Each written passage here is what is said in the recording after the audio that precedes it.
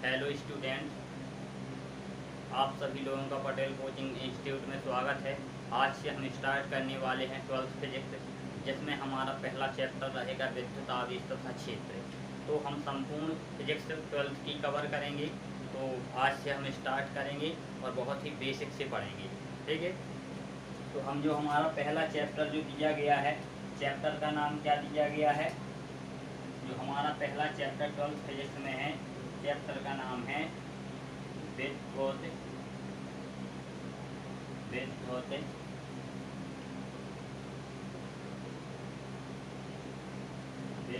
आवेश तथा क्षेत्र।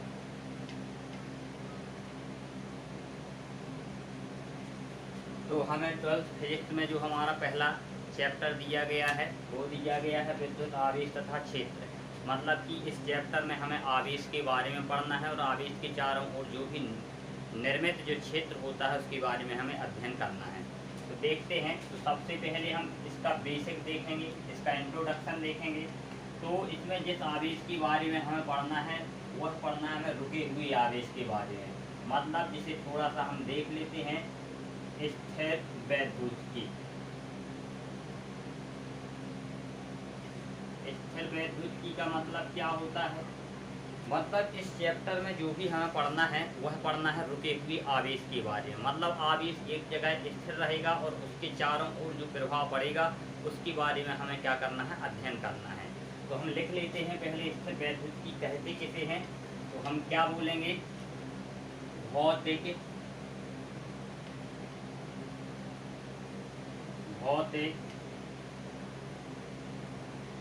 विज्ञान की वह शाखा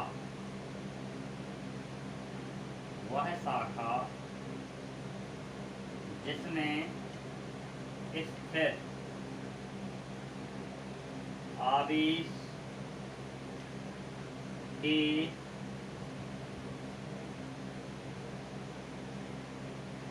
गुणधर्मों का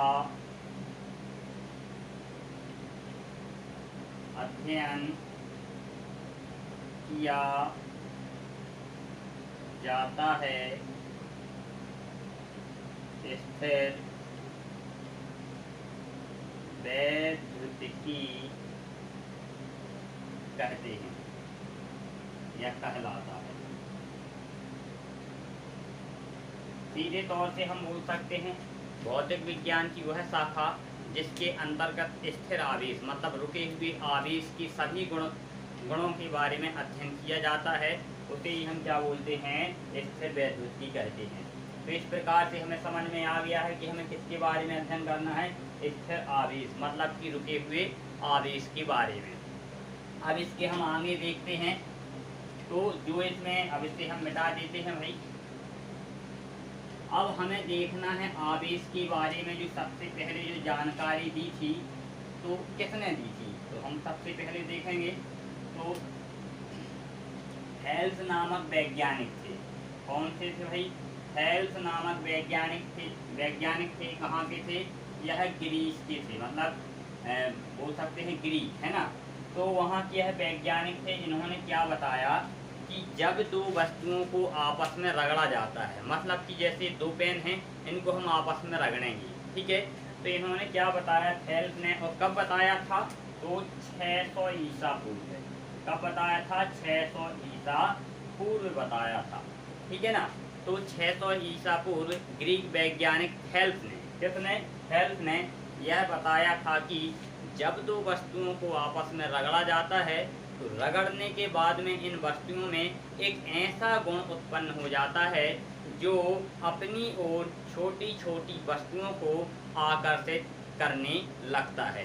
तो सीधे तौर से बोल सकते हैं दो वस्तुओं को जब आपस में रगड़ेंगे तो छोटी छोटी वस्तुओं को अपनी ओर आकर्षित करने का गुण पाया जाता है। किसने बताया था? एक हेल्स नामक वैज्ञानिक ने बताया हुआ था। कब बताया था? 600 ईसा पूर्व। कहाँ के थे? ग्रीक के थे, ठीक है। इतनी हमें जानकारी प्राप्त हो गई है। अब इसके बाद में बहुत से वैज्ञानिक आए, उन वैज्ञानिकों ने इनकी बात का क्या किया, समर्थन किया कि ऐसा गुण पाया जाता है, ठीक है। अब इसमें हम देख लेते हैं थोड़ा सा। मान लीजिए हमारे पास में यह पेन है, इसे अगर हम अपने बालों में अगर क्या करते हैं, रगड़ते हैं, रगड़ने के बाद में अगर हम ज़मीन पर ऐसे रखते हैं तो छोटे छोटे जो टुकड़े होंगे कागज़ आदि के जो टुकड़े, वह इस पेन में क्या होते हैं, चिपक जाते हैं।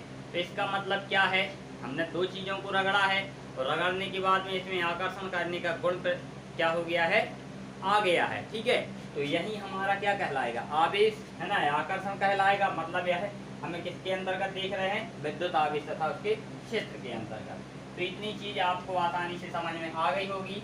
अब देखते हैं कुछ प्रैक्टिकली जो चीजें होती हैं तो उन्हें देखते हैं। हम क्या करेंगे, एक लेंगे कांच की छड़। किसकी छड़ लेंगे, कांच की छड़ लेंगे।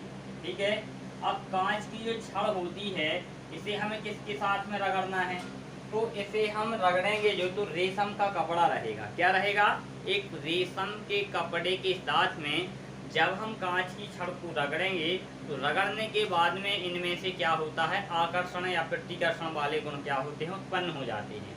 या फिर बोल सकते हैं रेशम या फिर ऊनी कपड़ों या बिल्ली की खाल को एबोनाइट की छड़ से रगड़ा जाता है तो भी इनमें क्या होता है, यही गुण उत्पन्न हो जाता है। तो कांच की छड़ को किससे हम रगड़ेंगे, तो हमें रगड़ना है जो वो रहेंगे हमारे रेशम के कपड़े। किसके रहेंगे, रेशम के कपड़े। ठीक है, रेशम का कपड़ा या रेशम के कपड़े। जब हम इसको रगड़ते हैं तो रगड़ने के बाद में इसमें कुछ गुण उत्पन्न हो जाता है जो बच्चों को अपनी ओर आकर्षित करने का इसमें गुण रहेगा। अब एक और सेकंड ले लेते हैं। अब हमें क्या करना है, ऊनी वस्त्र, ऊनी कपड़े है ना, ऊनी वस्त्र या बिल्ली की खाल। इसकी खाल, बिल्ली की खाल को हमें किसके साथ में रगड़ना है। अब हमें किसके साथ में रगड़ना है, अब हमें रगड़ना है इसके लिए एबोनाइट। क्या, एबोनाइट।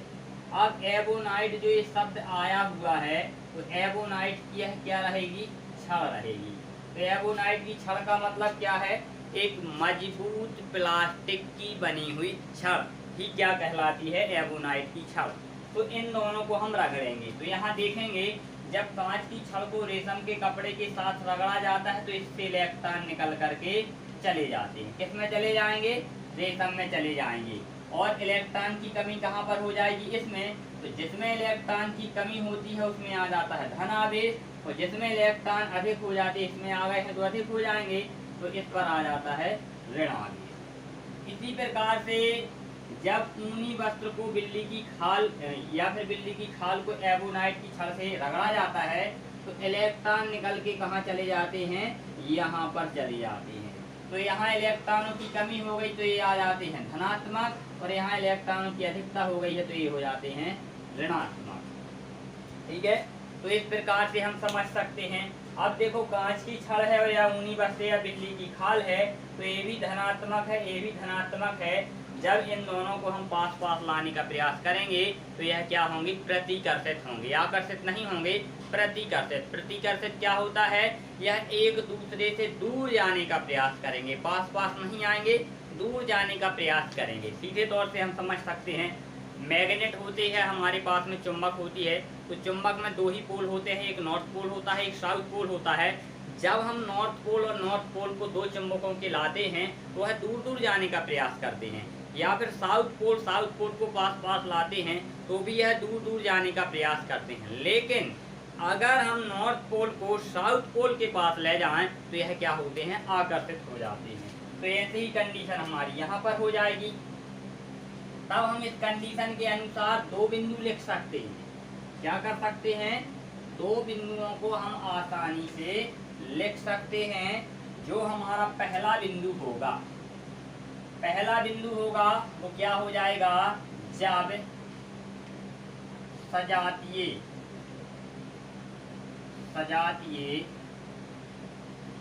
प्रकार के आवेशों को पास पास लाया जाता है तो इनके मध्य आकर्षण बल लगता है।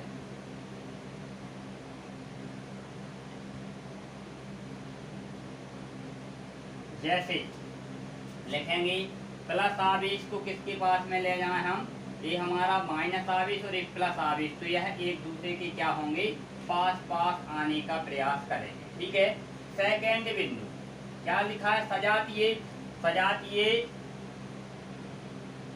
सॉरी यहाँ पर हमने गलत लिख दिया है, थोड़ा सा हम यहाँ पर सुधार लेते हैं कि क्या लिखा है, जब सजातीय प्रकार के आवेशों की आवेशों को, है ना, आवेशों को पास पास लाया जाता है तो इनके मध्य प्रतिकर्षण, कौन सा बल लगेगा, प्रतिकर्षण।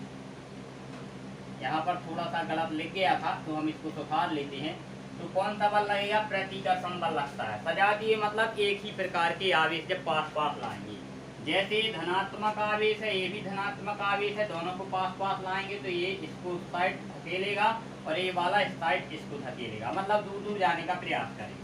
सेकंड बिंदु लिखते हैं, जब विजातीय, विजातीय आवेशों को पास पास लाया जाता है, लाया जाता है तो इनके मध्य आकर्षण बल लगता है। ठीक है। जैसे हम यहाँ प्लस आवेश ले लें और यहाँ माइनस आवेश ले लें तो यह एक दूसरे को क्या करेंगे, अपनी ओर लाने का प्रयास करेंगे। तो यहाँ हमें समझ में आ गया, सजातीय, सजातीय मतलब एक ही प्रकार के आवेशों को जब पास पास लाते हैं तो दोनों दूर दूर जाने का प्रयास करते हैं, मतलब प्रतिकर्षण बल लगता है। और यहाँ जब विजातीय आवेश लाते हैं मतलब एक धन और एक ऋण को आपस में लाएंगे पास पास, तो ये दोनों ही आकर्षित हो जाएंगे और एक दूसरे में चिपकने का प्रयास करेंगे। तो यहाँ तक तो अब समझ में आ गया होगा और इन पॉइंटों को आपको अच्छे तरीके से लिखते जाना है जिससे आपको आसानी से समझ में आता जाएगा। अब हम इसके आगे और देखते हैं, तो ये चीज़ें तो समझ में आ गई होंगी।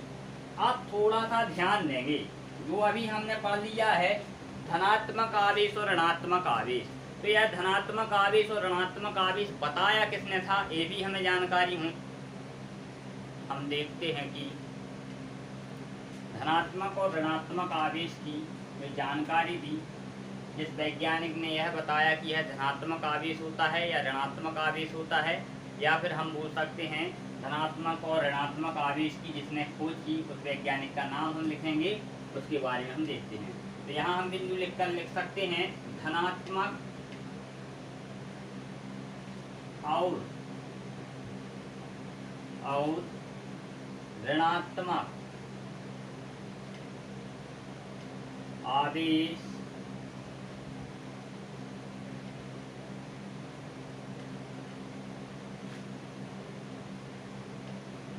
के बारे में बेंजामिन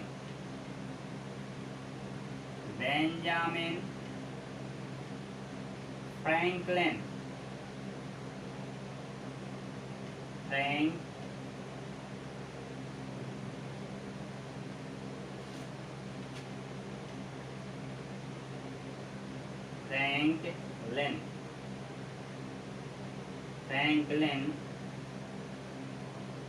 ने बताया था। तो सीधे तौर से हमसे बोल सकता है कि धनात्मक और ऋणात्मक आवेश की किसने खोज की थी, तो धनात्मक और ऋणात्मक आवेश की खोज बेंजामिन फ्रैंकलिन ने की थी। अब हम इसके बारे में इसके बाद में आते हैं, अगला जो हमारा बिंदु होगा वह बिंदु हो जाएगा हमारा आवेश उत्पत्ति का इलेक्ट्रॉनिक सिद्धांत। जो हमारा अगला बिंदु रहेगा इस चैप्टर में वो हमारा क्या होगा, आवेश उत्पत्ति का इलेक्ट्रॉनिक सिद्धांत। तो हम हेडिंग लगा लेते हैं, आवेश उत्पत्ति का इलेक्ट्रॉनिक सिद्धांत। इसका मतलब क्या हो जाएगा, सीधे तौर से हम बोलना चाहें तो कि आवेश उत्पत्ति का इलेक्ट्रॉनिक सिद्धांत। मतलब हमारे पास में दो वस्तुएं हैं या एक वस्तु है, तो कोई भी अगर वस्तु होती है तो उसमें दो प्रकार के इलेक्ट्रॉन पाए जाते हैं, एक बद्ध इलेक्ट्रॉन पाए जाते हैं और एक मुक्त इलेक्ट्रॉन पाए जाते हैं। बद्ध इलेक्ट्रॉन क्या होते हैं, ऐसे इलेक्ट्रॉन जो नाभिक के द्वारा अत्यधिक मजबूती के साथ आकर्षण बल से जुड़े हुए होते हैं, जिन्हें अलग करना बहुत कठिन होता है। इस प्रकार के इलेक्ट्रॉनों को क्या कहा जाता है, बद्ध इलेक्ट्रॉन कहा जाता है। अब उसी पदार्थ में उसी में क्या पाए जाएंगे, अब मुक्त इलेक्ट्रॉन पाए जाएंगे। मतलब ऐसे इलेक्ट्रॉन जिनकी नाभिक से दूरी अधिक होती है, जिन पर लगने वाला आकर्षण बल बहुत ही कम होता है और यह आसानी से अपने नाभिक को छोड़ करके दूसरी जगह पर स्वतंत्र रूप से चले जाते हैं। तो इस प्रकार के इलेक्ट्रॉनों को क्या बोलते हैं, मुक्त इलेक्ट्रॉन बोलते हैं। और इन्हीं मुक्त इलेक्ट्रॉनों के कारण क्या होता है, किसी भी वस्तु में आवेश उत्पन्न हो जाता है। मतलब वह एक वस्तु से निकलकर दूसरी वस्तु में जाएंगे तो जिस वस्तु से यह मुक्त इलेक्ट्रॉन निकलेंगे तो उस पर आ जाएगा धनात्मक आवेश, और जिस वस्तु में जाएंगे उस पर आ जाएगा ऋणात्मक आवेश। और इस सिद्धांत को ही आवेश उत्पत्ति का इलेक्ट्रॉनिक सिद्धांत कहते हैं। तो हम समझ लेते हैं, इसमें दो इलेक्ट्रॉन होंगे, एक कौन सा होगा, बद्ध इलेक्ट्रॉन। कौन से होंगे भैया, बद्ध इलेक्ट्रॉन। और दूसरे जो इलेक्ट्रॉन होंगे वो कौन से होंगे, हमारे मुक्त इलेक्ट्रॉन। दोनों के बारे में हम जान लेते हैं जानकारी। हमारा ये नाभिक दिया गया है, इसके चारों ओर यह सेल पाई जाती हैं, कक्षाएं पाई जाती हैं। तो यहाँ पर यह इलेक्ट्रॉन होंगे, यहाँ पर यह इलेक्ट्रॉन होंगे, इलेक्ट्रॉन होंगे, इलेक्ट्रॉन होंगे। तो इन इलेक्ट्रॉनों को यह नाभिक क्या है, बहुत ही मजबूती के साथ अपनी ओर खींचे हुए है। तो इन इलेक्ट्रॉनों को अपनी ओर बहुत ही मजबूती से खींचे हुए है। तो इन इलेक्ट्रॉनों को ही क्या कहा जाएगा, बद्ध इलेक्ट्रॉन कहा जाएगा। क्या कहा जाएगा, बद्ध इलेक्ट्रॉन कहा जाएगा। ऐसा क्यों, क्योंकि यह नाभिक इन इलेक्ट्रॉनों को कहीं पर जाने नहीं दे रहा है, मतलब उन्हें बहुत ही मजबूती के साथ पकड़े हुए है। अब बोल सकते हैं इसमें एक और हमने सेल बना दी है। मान लो ये इलेक्ट्रॉन यहाँ है, तो यहाँ से इस नाभिक की यहाँ तक, ठीक है ना, तो इस इलेक्ट्रॉन की नाभिक से दूरी अधिक होने के कारण, अभी हम समझने के लिए इसको बना रहे हैं, तो इस इलेक्ट्रॉन की इस नाभिक से दूरी अधिक होने के कारण इस पर लगने वाला जो आकर्षण बल होगा वो कैसा हो जाएगा, कम हो जाएगा। और कम होने के कारण यह थोड़ी सी ऊर्जा मिलने पर क्या होते हैं, इसको छोड़ देते हैं और यहाँ से क्या होंगे, निकल जाएंगे और कहीं पर भी स्वतंत्र रूप से यह घूमना स्टार्ट कर देते हैं। तो जो बाहरी कक्षा में जो इलेक्ट्रॉन होते हैं, जिन पर बहुत कम आकर्षण बल लगता है नाभिक के द्वारा, तो इन्हीं इलेक्ट्रॉनों को हम क्या बोलते हैं, मुक्त इलेक्ट्रॉन कहते हैं। क्या बोलते हैं, मुक्त इलेक्ट्रॉन। और मान लीजिए हमने यहाँ पर एक चीज और ले लेते हैं, एक ए वस्तु है और एक बी वस्तु है। कैसी है, एक ए वस्तु और एक बी वस्तु। अब इस ए वस्तु से मुक्त इलेक्ट्रॉन, कौन से इलेक्ट्रॉन, मुक्त इलेक्ट्रॉन इसमें आ गए हैं। इसमें आए हैं, मान लो दो इलेक्ट्रॉन निकल गए हैं या एक निकल गया है, तो इससे इलेक्ट्रॉन निकल गए, कौन से निकले हैं, मुक्त इलेक्ट्रॉन।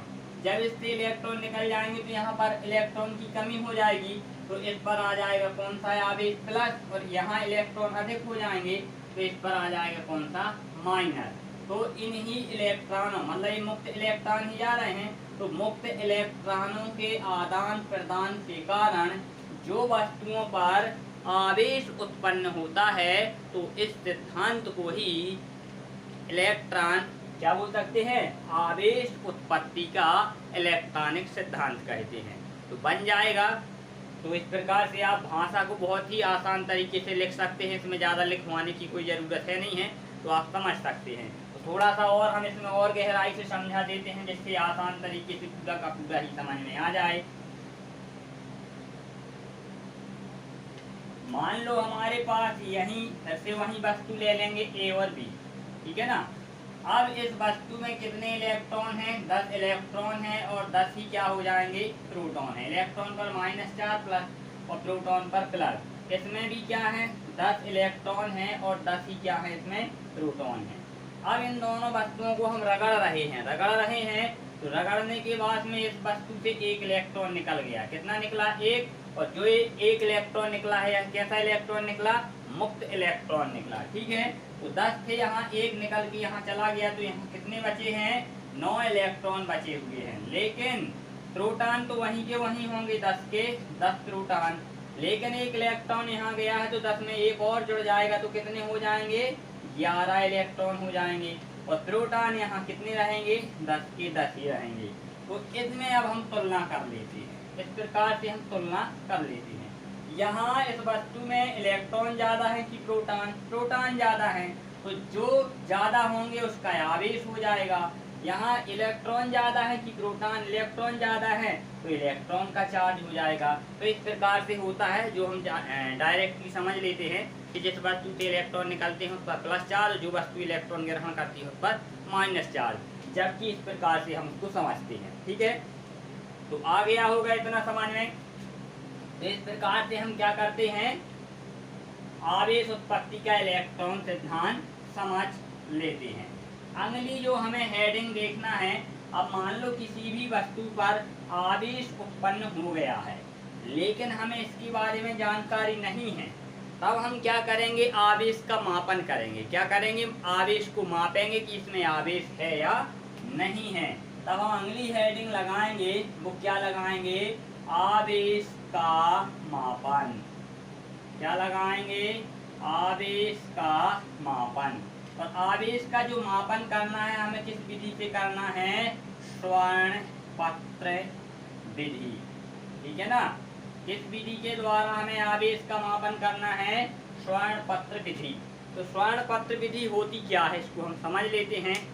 एक हमें कांच की बोतल लेना है, कांच का या कोई पात्र लेना है। उसमें क्या करेंगे हम? एक उसमें हम तांबे की छड़ को लगा देंगे। ठीक है, और तांबे की छड़ लगाएंगे तो नीचे की ओर 2 पत्तियां लगा देना है। किसकी लगाना है? सोने की 2 पतली पत्तियां लगाना है। अब जिस भी किसी वस्तु का हमें आवेश परीक्षण करना है, उस वस्तु को लाएंगे और उसकी जो हमने छड़ लगाई हुई है तांबे की, उसमें हमें क्या कर देना? उसको टच कर देना है। जब टच कर देंगे, संपर्क कर देंगे, तो उससे आवेश अगर है उस वस्तु में, तो उस वस्तु में तांबे की छड़ से होता हुआ आवेश स्वर्ण पत्तियों तक पहुंच जाता है। और स्वर्ण पत्तियों पर एक समान प्रकार का आवेश होने के कारण सजातीय आवेश होगा, तो वो दोनों दूर दूर क्या होती हैं? फैल जाती हैं। तो इस प्रकार से हम आवेश परीक्षण कर लेते हैं। और यही विधि हमारी क्या कहलाती है? आवेश मापन की स्वर्ण पत्र विधि कहलाती है। देखते हैं, हमने ये बना ली है बोतल। कोई भी हमने कांच की एक बोतल ले ली है। अब इसमें देखो, अपने हिसाब से इसको आप बना सकते हैं। ठीक है, हमने इस प्रकार से बना दी है। इसमें एक छड़ लगा दी है। कौन सी लगाई है? अब ये छड़ किसकी होगी? ये होगी तांबे की छड़। किसकी होगी? तांबे की छड़ हो जाएगी। ठीक है, अब इसमें हमने क्या लगा दी है? यह सोने की पत्तियां लगी हुई हैं। क्या लगी हुई हैं? सोने की पत्तियां। तो यहाँ पर हम लिख सकते हैं सोने की पत्ती। ठीक है, अब यहाँ पर भी एक चक्की टाइप की लगा देंगे, वो भी तांबे की होगी। अब कोई यह हमारे पास में रॉड है या वस्तु है, इसका आवेश देखना है। मान लो इस पर प्लस आवेश इस वस्तु है, अभी हमें पता नहीं है। ठीक है, मापन ही करना है तो पता नहीं होगा। तो ये वस्तु है, इसको हम क्या करेंगे? इससे जोड़ देंगे, या इससे हम टच कर देंगे। जब इस वस्तु को हम इससे टच करेंगे तो जितना भी इस वस्तु में आवेश होगा, तो वह आवेश यहाँ से होता हुआ कहाँ तक पहुँच जाएगा? इन पत्तियों पर पहुँच जाएगा। मान लो आप अपने एग्जाम्पल से इसमें प्लस आवेश था, तो प्लस आवेश ऐसा होता हुआ इन पत्तियों पर क्या होगा? फैल जाएगा। और एक ही प्रकार का आवेश होने के कारण अलग अलग पत्तियों पर होगा। तो पहले तो पत्तियां क्या होती हैं? चिपकी हुई होती हैं। फिर क्या होती हैं? आवेश आने के कारण यह क्या होती हैं? फैल जाती हैं। तो इस प्रकार से हम उस वस्तु को क्या ज्ञात कर लेते हैं कि इस वस्तु में आवेश है। तो हम इसमें अगर भाषा लिखना चाहें तो क्या बोलेंगे? आवेश उत्पत्ति, जो आवेश का मापन जो हमें देखना है, तो क्या लेंगे? एक हमें कांच की बोतल लेना है तो हम इसमें लिख सकते हैं एक कांच की बोतल ली जाती है जिसमें तांबे की छड़ लगा दी जाती है और इस तांबे की छड़ के नीचे की ओर 2 स्वर्ण पतली पत्तियां लगा दी जाती हैं। जिस वस्तु का भी हमें आवेश मापन करना होता है उस वस्तु को हम तांबे की छड़ से संपर्कित कर देते हैं और उस वस्तु में जो भी आवेश होगा वह तांबे की छड़ से होता हुआ स्वर्ण पत्तियों तक पहुंच जाता है, जिससे उनमें समान प्रकार का आवेश होने के कारण वह पत्तियां दूर दूर जाने का प्रयास करती हैं, जिससे वह पत्तियां फैल जाती हैं और हमें वस्तु पर उपस्थित आवेश का पता चल जाता है। यह आवेश मापन की विधि स्वर्ण पत्र विधि कहलाती है। ठीक है, तो बन जाएगा। अगर जैसे हमने भाषा बोली हुई है, अगर आपको कोई भी परेशानी आती है तो आप कमेंट बॉक्स में कीजिएगा, तो हम इसको बोर्ड पर भी लिखते जाएंगे। तो अब आज के वीडियो में हम इतना ही पढ़ते हैं, तो जो भी और आगे होगा हम आगे अब रेगुलर पढ़ेंगे, एक एक वीडियो डेली पढ़ेंगे।